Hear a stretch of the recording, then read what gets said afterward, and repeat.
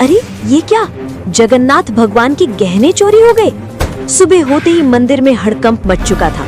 मंदिर के कैमरे तुरंत चेक किए गए, पूरी रात की रिकॉर्डिंग देखी गई, लेकिन हैरानी की बात ये थी कि किसी भी कैमरे में कोई आता हुआ या जाता हुआ नहीं दिखा। पुरी के उस पुराने मंदिर में एक बच्चा रहता था। कोई बाहर वाला देखे तो सोचे कि मंदिर में बच्चा कैसे रह सकता है, लेकिन जो लोग वहाँ रोज आते थे वो जानते थे कि ये बच्चा मंदिर का ही हिस्सा था। उसका कोई नाम कागजों में नहीं था, न माँ थी, न बाप, न कोई पहचान। लोग उसे बस मुगु कहकर बुलाते थे। मुगु की उम्र कोई 8 या 9 साल रही होगी। फटे कपड़े, नंगे पैर और आंखों में एक अजीब सी शांति। वो मंदिर में ही सोता था, मंदिर में ही भूखा रहता था और मंदिर में ही हंस लेता था। जब कोई उससे पूछता कि तेरा घर कहाँ है, तो वो बिना सोचे सीधा भगवान जगन्नाथ की मूर्ति की तरफ देखता और कहता, यही जहाँ जगन्नाथ जी रहते हैं। लोग इसे बच्चों की मासूमियत समझते थे, लेकिन मुगु मजाक नहीं कर रहा होता था। मुगु भगवान जगन्नाथ को भगवान नहीं मानता था, वो उन्हें अपना सबसे अच्छा दोस्त मानता था। हर सुबह वो मूर्ति के सामने बैठकर बोलता, आज देर हो गई दोस्त, पुजारी अंकल ने झाड़ू नहीं दी। कभी शिकायत करता कल तुमने सपना क्यों नहीं भेजा? और कभी रूठ जाता, अगर आज खिचड़ी नहीं मिली ना तो मैं बात नहीं करूँगा। अजीब बात ये थी कि मुगु की बातें कभी खाली नहीं जाती थी। एक दिन दोपहर की आरती के बाद मंदिर में एक औरत आई।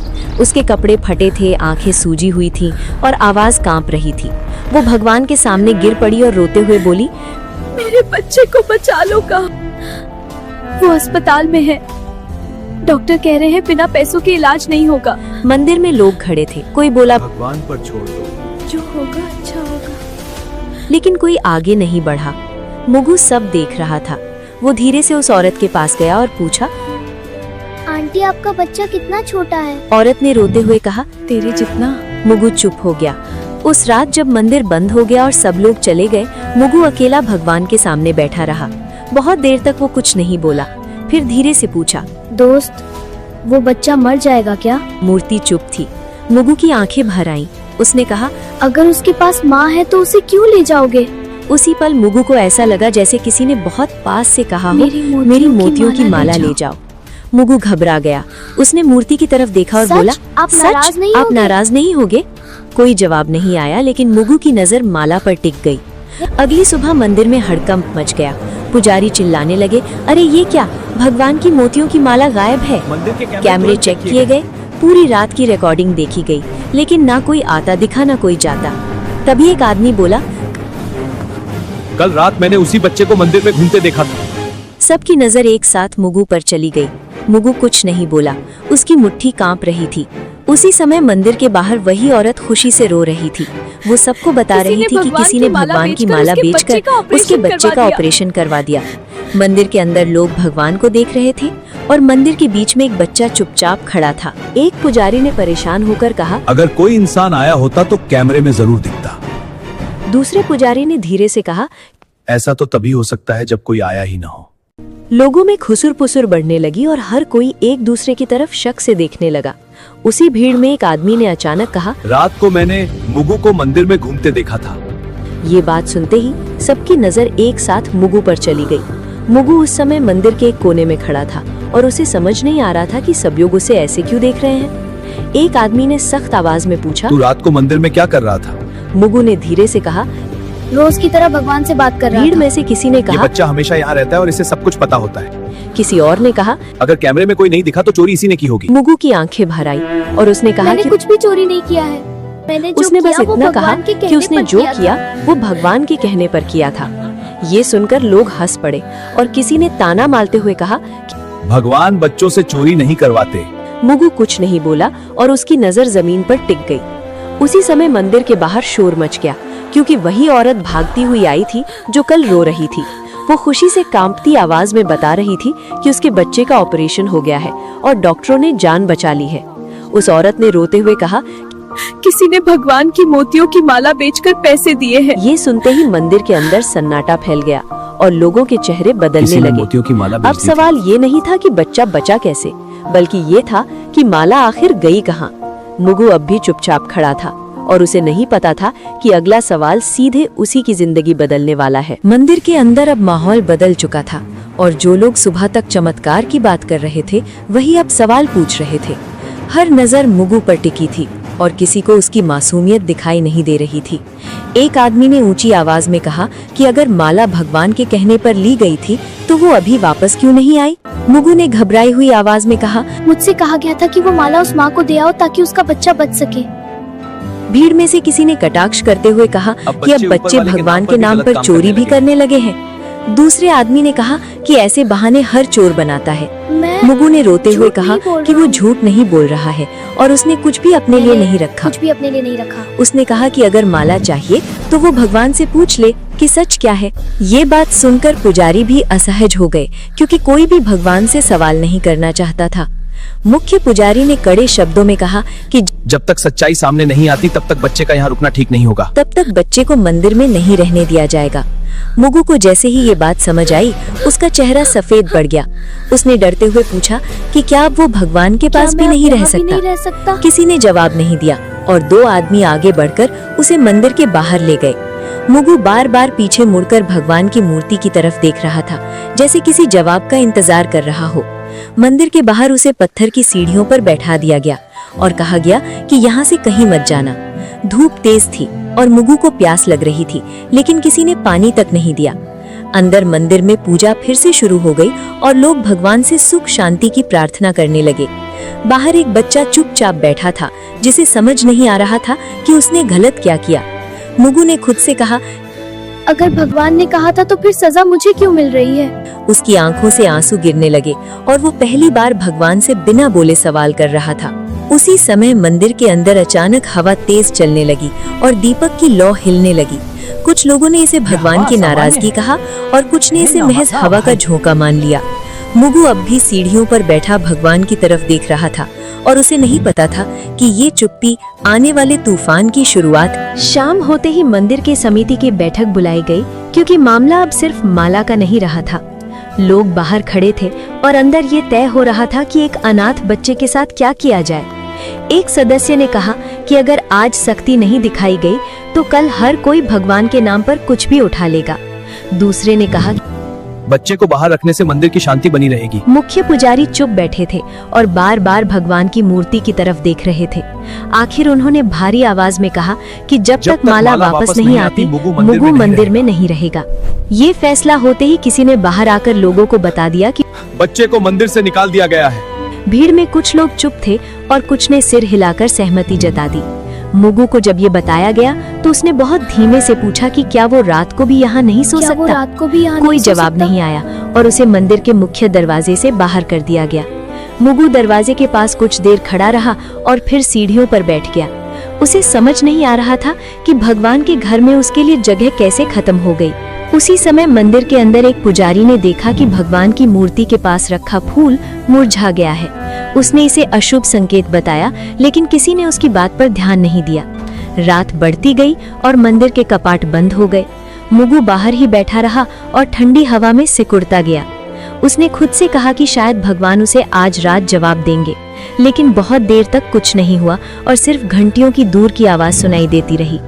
उसी रात शहर में एक अजीब सी खबर फैलने लगी कि अस्पताल में उस बच्चे की हालत अचानक बहुत सुधर गई है। डॉक्टर कह रहे थे कि इलाज उम्मीद से कहीं ज्यादा असरदार रहा। लोगों ने इसे भगवान की कृपा कहा और कुछ ने मंदिर में फिर से दान देने की बात की। किसी ने ये नहीं पूछा कि उस कृपा की कीमत किसने चुकाई। मुगु को इस खबर की कोई जानकारी नहीं थी और वो बाहर बैठे बैठे सो गया। उसके चेहरे पर डर नहीं था बल्कि थकान थी, जैसे उसने बहुत भारी बोझ उठा लिया हो। आधी रात के बाद मंदिर के अंदर अचानक दीपक अपने आप तेज हो गया। कुछ पुजारी घबरा गए और बोले कि भगवान कुछ कहना चाहते हैं, लेकिन बाहर मंदिर की सीढ़ियों पर एक बच्चा बेसुध पड़ा था और कोई उसे देखने नहीं आया। मुगु की सांसें हल्की थी और उसे नहीं पता था कि अगली सुबह उसके लिए सबसे कठिन होने वाली है। सुबह होते ही मंदिर के बाहर लोगों की भीड़ फिर जमा होने लगी, क्योंकि रात की घटनाओं ने सबको बेचैन कर दिया था। कुछ लोग कह रहे थे कि भगवान ने संकेत दिए हैं और कुछ लोग अब भी यही मान रहे थे कि बच्चा झूठ बोल रहा है। उसी बीच एक पुजारी ने ध्यान दिया कि भगवान की मूर्ति के पास रखी दूसरी माला की एक मोची ढीली हो गई है। उसने पास खड़े पुजारी से कहा कि अगर कोई चोर होता तो बाकी गहनों को भी हाथ लगाता। ये बात धीरे धीरे भीड़ तक पहुंची और पहली बार लोगों को लगा कि कहानी वैसी नहीं है जैसी दिखाई जा रही थी। एक आदमी ने कहा कि अगर बच्चा चोर होता तो वो मंदिर छोड़कर भाग जाता। लोगों की नजर बाहर सीढ़ियों पर पड़ी जहां मुगु बेसुध पड़ा था। उसका चेहरा पीला था और उसकी आंखें आधी खुली थीं। एक औरत ने घबराकर कहा कि बच्चे को उठाओ और पानी दो। जब उसे छुआ गया तो सब समझ गए कि मुगु को तेज बुखार है। मुगु ने बहुत धीमी आवाज में कहा कि उसने गलत कुछ नहीं किया है। उसने बस इतना कहा कि भगवान ने कहा था कि किसी की जान बचाना सबसे जरूरी है। ये सुनकर कुछ लोग चुप हो गए और कुछ की आंखें झुक गईं। मुख्य पुजारी आगे आए और पहली बार उन्होंने मुगु की बात ध्यान से सुनी। पुजारी ने उससे पूछा कि भगवान ने तुझसे और क्या कहा था। मुगु ने कांपती आवाज में कहा, भगवान ने कहा था कि सच सामने आने में समय लगता है। उसी समय अस्पताल से एक आदमी मंदिर पहुंचा जिस बच्चे और का उसने ऑपरेशन बताया हुआ था, कि उसकी जिस हालत अब बच्चे पूरी का तरह ऑपरेशन ठीक है। हुआ था उसकी हालत अब पूरी तरह ठीक ऑपरेशन के है। पैसे उसने अचानक ये मिल भी गए कहा थे, कि ऑपरेशन इसलिए के डॉक्टरों ने पैसे बिना देर अचानक किए इलाज मिलने शुरू से कर दिया। डॉक्टरों ने तुरंत इलाज शुरू कर दिया था। अब मंदिर में सन्नाटा था और लोग एक दूसरे को देखने लगे। सबको समझ आ रहा था कि अगर माला न गई होती तो शायद वो बच्चा आज जिंदा न होता। लेकिन सवाल अब भी वही था कि माला मंदिर से बाहर कैसे गई। किसी ने फिर से कैमरे देखने की बात कही। जब कैमरे दोबारा चेक किए गए तो एक अजीब बात सामने आई। रात के ठीक उसी समय जब माला गायब हुई थी, सभी कैमरे कुछ सेकंड के लिए अपने आप बंद हो गए थे। टेक्नीशियन ने कहा कि ये आम बात नहीं है और बिजली में कोई दिक्कत भी नहीं हुई थी। लोगों के चेहरे पर डर साफ दिखाई देने लगा। मुख्य पुजारी ने भारी आवाज में कहा कि अगर ये सब सच है तो ये चोरी नहीं थी। उन्होंने कहा कि ये किसी की परीक्षा हो सकती है। मुगु को उठाकर अंदर लाया गया और पहली बार उसे भगवान के सामने बैठाया गया। उसने थकी हुई आंखों से मूर्ति को देखा और बहुत धीमे से कहा कि उसने वही किया जो दोस्त ने कहा था। लोग चुप थे और किसी के पास कहने को कुछ नहीं था। सबको लग रहा था कि सच्चाई सामने आ रही है, लेकिन अभी पूरी नहीं हुई है। मंदिर के अंदर अब सन्नाटा था, लेकिन उस सन्नाटे में भी कुछ लोग सच को मानने के लिए तैयार नहीं थे। एक सदस्य ने कहा कि कैमरे बंद होना तकनीकी गड़बड़ी भी हो सकती है और इसे चमत्कार मान लेना ठीक नहीं है। दूसरे ने कहा कि अगर आज बच्चे की बात मान ली गई तो कल कोई और भी भगवान का नाम लेकर चोरी करेगा। ये बातें सुनकर कुछ लोग सहमति में सिर हिलाने लगे। मुगु को अंदर लाने के बाद उसकी हालत और बिगड़ने लगी थी। उसका शरीर तप रहा था और सांसें तेज हो गई थी। एक पुजारी ने कहा कि बच्चे को डॉक्टर के पास ले जाना चाहिए, लेकिन समिति के एक आदमी ने कहा कि पहले सच्चाई तय होनी चाहिए, इलाज बाद में भी हो सकता है। ये बात सुनकर कुछ लोग असहज हो गए, लेकिन किसी ने खुलकर विरोध नहीं किया। मुगु ने आंखें खोलकर बहुत धीमे से कहा कि उसे अब डर नहीं लग रहा है। उसने कहा कि अगर वो बाहर ही मर जाता तो भी उसने सही काम किया होता। ये सुनते ही मंदिर के अंदर खड़े कुछ लोगों की आंखें भर आईं। उसी समय एक आदमी जोर से बोला कि अगर बच्चा इतना ही सच्चा है तो भगवान उसे क्यों नहीं बचा रहे। ये सवाल ऐसा था जिसे कोई सुनना नहीं चाहता था। मुगु ने कमजोर आवाज में कहा कि भगवान हमेशा किसी को बचाने नहीं आते। उसने कहा कि कभी-कभी भगवान चाहते हैं कि इंसान सही फैसला ले। ये बात सुनते ही मंदिर में कुछ लोगों को गुस्सा आ गया। एक आदमी ने कहा कि ये बच्चा भगवान बनकर बोल रहा है। मुगु ने बहुत मुश्किल से मुस्कुराते हुए कहा कि वो भगवान नहीं है, बस दोस्त की बात बता रहा है। उसकी आंखें धीरे धीरे बंद होने लगी। उसी समय बाहर से आवाज आई कि एम्बुलेंस आ गई है। कुछ लोग राहत की सांस लेने लगे और कुछ अब भी खड़े रहे। जब मुगु को उठाकर बाहर ले जाया गया तो मंदिर के अंदर अचानक तेज हवा चली। दीपक की लौ एक पल के लिए सीधी खड़ी हो गई। कुछ पुजारी डर गए और बोले कि अब देर हो चुकी है। किसी ने पूछा कि किस बात के लिए देर हो चुकी है, लेकिन कोई जवाब नहीं आया। मुगु को एम्बुलेंस में डाल दिया गया और दरवाजा बंद हो गया। उसकी उंगलियां ढीली पड़ रही थीं और उसकी सांस बहुत हल्की हो गई थी। मंदिर के अंदर लोग अब भी बहस कर रहे थे कि सच क्या है। उसी समय एम्बुलेंस के सायरन की आवाज दूर होती चली गई। मुख्य पुजारी ने भगवान की मूर्ति की तरफ देखा और पहली बार उनकी आंखें भर आईं। उन्हें समझ आ गया था कि सही और गलत के बीच का वक्त बहुत कीमती होता है। एम्बुलेंस के जाते ही मंदिर के अंदर एक अजीब सी खामोशी फैल गई और बहस अपने आप रुक गई। लोग एक दूसरे का चेहरा देख रहे थे, जैसे सबको अचानक समझ आ गया हो कि अब शब्द बेकार हैं। कुछ देर बाद अस्पताल से फोन आया और मुख्य पुजारी ने कांपते हाथों से कॉल उठाई। डॉक्टर ने बताया कि बच्चे की हालत बहुत नाजुक है और अगला 1 घंटा बेहद अहम है। ये सुनते ही मंदिर में मौजूद कई लोगों के चेहरे पीले पड़ गए। किसी ने धीमे से कहा कि अगर हमने उसे पहले भेज दिया होता तो शायद हालात अलग होते। एक आदमी ने गुस्से में कहा कि अब पछताने से क्या फायदा, जो होना था वो हो चुका है। लेकिन उसकी आवाज में भी भरोसा नहीं था, सिर्फ डर था। उसी समय वो औरत फिर मंदिर पहुंची, जिसका बच्चा अस्पताल से बचकर लौटा था। उसने मुगु के बारे में पूछा और जब उसे सच बताया गया तो वो जमीन पर बैठ गई। वो रोते हुए बोली कि अगर उसका बच्चा बचा है तो उसकी वजह वही अनाथ बच्चा है। उसने कहा कि वो माला नहीं थी, बल्कि भगवान का भरोसा था जो बिक गया था। ये सुनकर मंदिर में खड़े लोग सिर झुकाने लगे। किसी की हिम्मत नहीं थी कि उस औरत की आंखों में देख सके।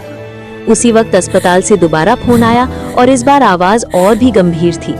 डॉक्टर ने बताया कि बच्चे की सांसें बहुत धीमी हो रही हैं और शरीर जवाब दे रहा है। मुख्य पुजारी ने बिना कुछ बोले फोन रख दिया। उन्होंने पहली बार साफ शब्दों में कहा कि ये सब किसी चोरी की कहानी नहीं थी। उन्होंने कहा कि ये परीक्षा थी और हम सब उसमें फेल हो गए। उनकी आवाज में गुस्सा नहीं था, सिर्फ टूटन थी। कुछ लोग रो पड़े और कुछ बस दीवार की तरफ देखते रहे। हर किसी को लग रहा था कि अगर समय को थोड़ा पीछे किया जा सकता तो सब कुछ बदल सकता था।